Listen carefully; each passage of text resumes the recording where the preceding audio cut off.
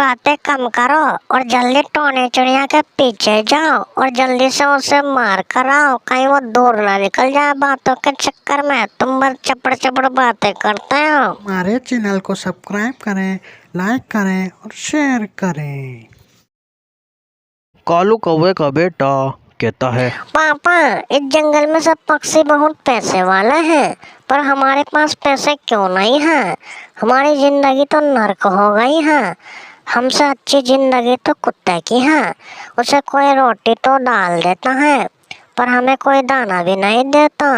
हमें कुछ ऐसा करना होगा कि हम भी पैसे वाले बन जाएं। कालू कौवा कहता है, हाँ मेरे बेटा, तो सही कहता है, लेकिन मैं क्या करूं जिसकी वजह से हम भी पैसे वाले बन जाएं? कालू कौवे का बेटा कुक्कू कहता है, पापा, हमें जंगल के सबसे अमीर पक्षी के यहाँ रिश्ता करना होगा। तुम मेरा रिश्ता कोई अच्छे अमीर पक्षी के यहाँ कर दो, ताकि मैं शादी करके उसकी सब दौलत अपने नाम कर लूं और जंगल का सबसे अमीर पक्षी बन जाऊं। कालू कौवा कहता है, और बेटा, जंगल में एक ही पक्षी है जो सबसे अमीर है, वो टोनी चिड़िया है।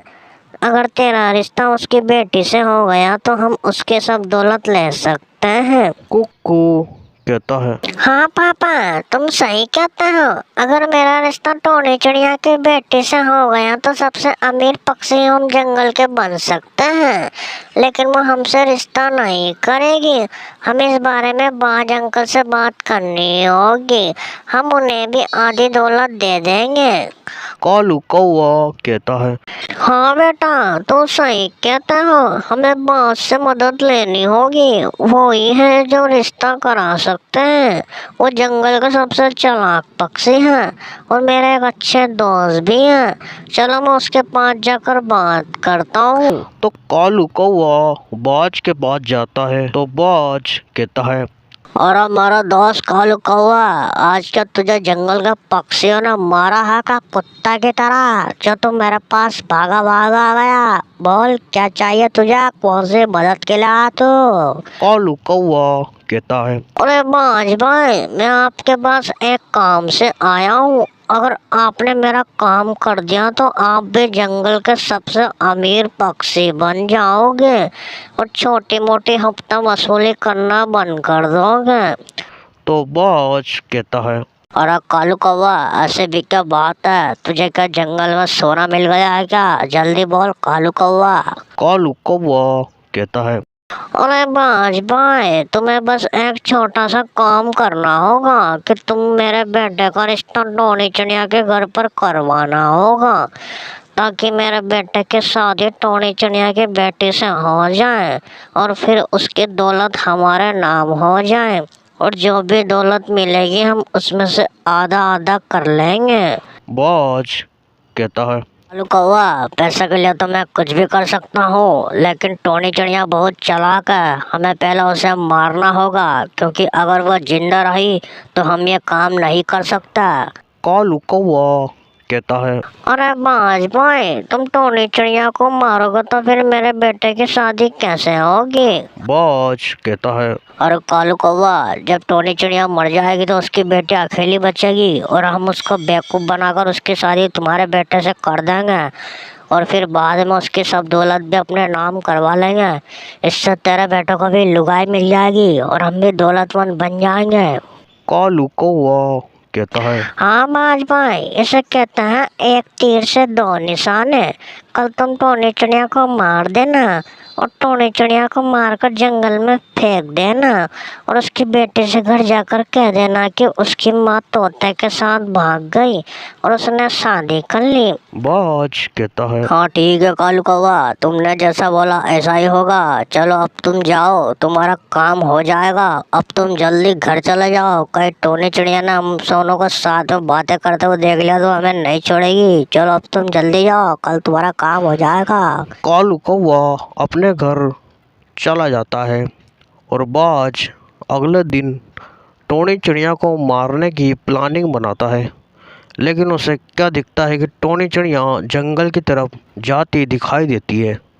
तो वो अपनी प्लानिंग को छोड़कर अपने बेटे से कहता है, बेटा तुम घर के ध्यान रखना, मैं अभी टोनी चिड़िया को मार कर आता हूँ। आज से हमारी जिंदगी का एक नया दिन होगा।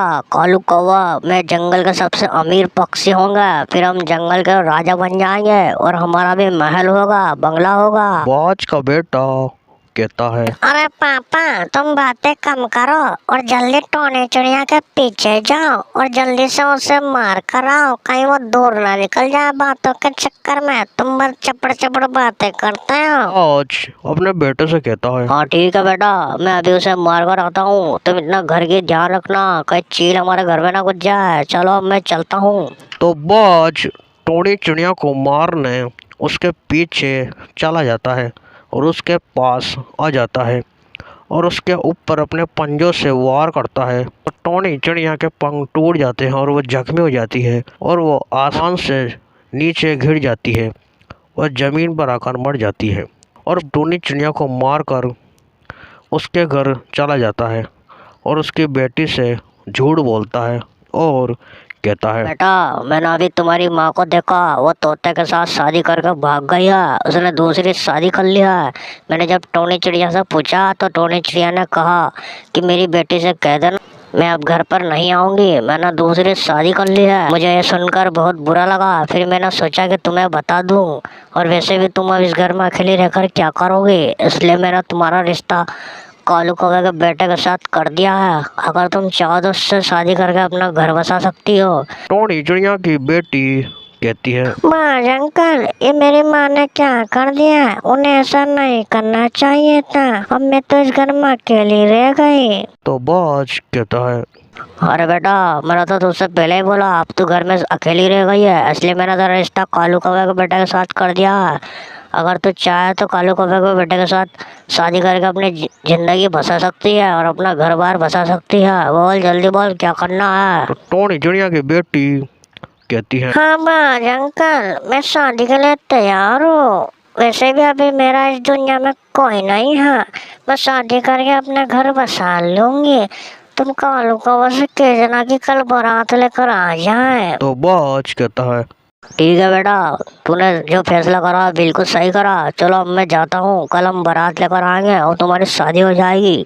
फिर अगले दिन कालू कौवे के बेटे की शादी टोनी चिड़िया की बेटी से धूमधाम से हो जाती है।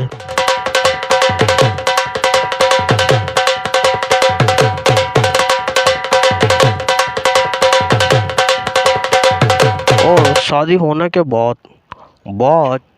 कालू कौवा टोनी चिड़िया की बेटी से सब दौलत अपने नाम करवा लेते हैं और उस पैसे से एक आलीशान मकान खरीद कर उसमें रहने लगते हैं और इस तरह वो जंगल के सबसे अमीर पक्षी बन जाते हैं।